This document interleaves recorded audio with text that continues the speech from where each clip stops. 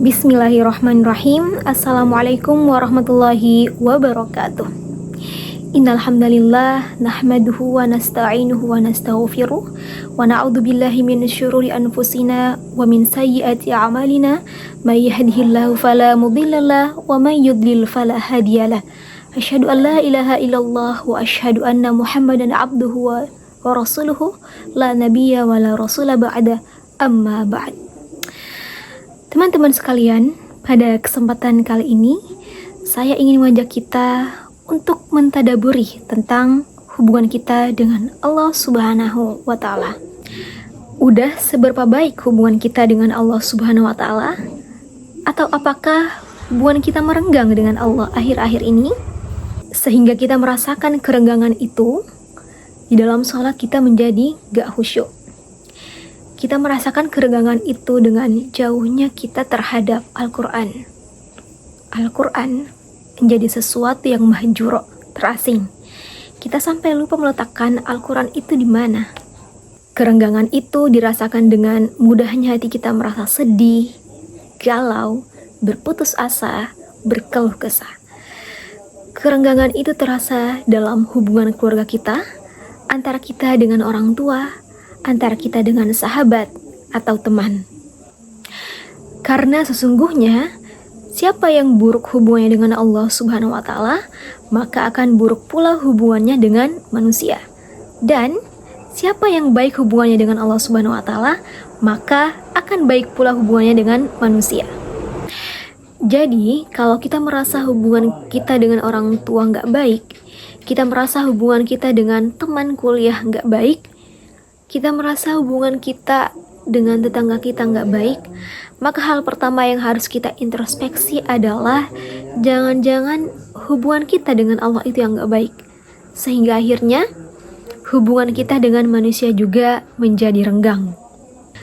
Lalu kita merasa susah khusyuk di dalam sholat, kita jarang membaca Al-Quran, susah bangun subuh, berarti itu adalah indikasi jelas bahwa hubungan kita dengan Allah Subhanahu wa Ta'ala tidak baik-baik saja. Dulu, para ulama sangat memperhatikan hubungan mereka dengan Allah Subhanahu wa Ta'ala. Sampai-sampai mereka bilang, ketika rumah saya bocor, saya akan sholat dan minta ampun kepada Allah Subhanahu wa Ta'ala, karena tidaklah rumah saya bocor, kecuali karena itu menjadi bukti bahwa hubungan saya dengan Allah Subhanahu wa Ta'ala sedang tidak baik-baik saja. Lalu ketika anak saya susah dinasihati, saya akan sholat lagi dan meminta ampun. Karena tidaklah hati anak saya keras, kecuali karena hubungan saya dengan Allah Subhanahu wa Ta'ala sedang tidak baik-baik saja. Jadi, para ulama menyadari bahwa akar dari semua masalah-masalah yang membuat hidup kita tidak menjadi tenang, yang membuat hidup kita tidak menjadi nyaman adalah tidak baiknya hubungan kita dengan Allah Subhanahu wa Ta'ala. Dan hubungan baik kita kepada Allah Subhanahu wa Ta'ala tidak hanya menjadi jaminan untuk kehidupan di dunia, tetapi juga menjadi jaminan kebaikan untuk di hari akhirat nanti. Karena di hari akhirat nanti kita gak bisa berharap ke siapa-siapa kecuali kepada Allah Subhanahu wa Ta'ala. Sesuai dengan firman-Nya dalam Quran surah Asy-Syura ayat 88 sampai 89. A'udzu billahi minasy syaithanir rajim. Bismillahirrahmanirrahim. Yauma la yanfa'u malun ولا بنون إلا من أتى الله بقلب سليم. Hari ketika harta dan keluarga tidak bermanfaat, kecuali orang-orang yang datang kepada Allah Subhanahu wa Ta'ala dengan hati yang salim, hati yang beriman, hati yang tunduk kepada Allah Subhanahu wa Ta'ala. Makanya coba kita renungkan kembali bagaimana hubungan kita dengan Allah Subhanahu wa Ta'ala. Kita lihat kehidupan kita lihat ibadah kita.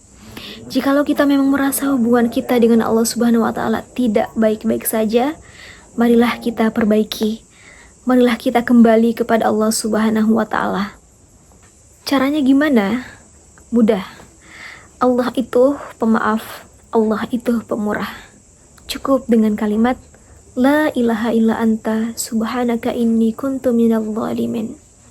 Tidak ada Tuhan selain Engkau, ya Allah. Maha suci Engkau, aku yang zalim, aku yang salah. Akui kesalahan kita, minta ampun kepada Allah Subhanahu wa taala, maka insya Allah hubungan kita akan kembali baik kepada Allah Subhanahu wa taala. Dan jika hubungan kita kembali baik dengan Allah Subhanahu wa taala, maka secara berangsur-angsur semuanya akan membaik dalam kehidupan kita. Barakallahu fikum. Assalamualaikum warahmatullahi wabarakatuh.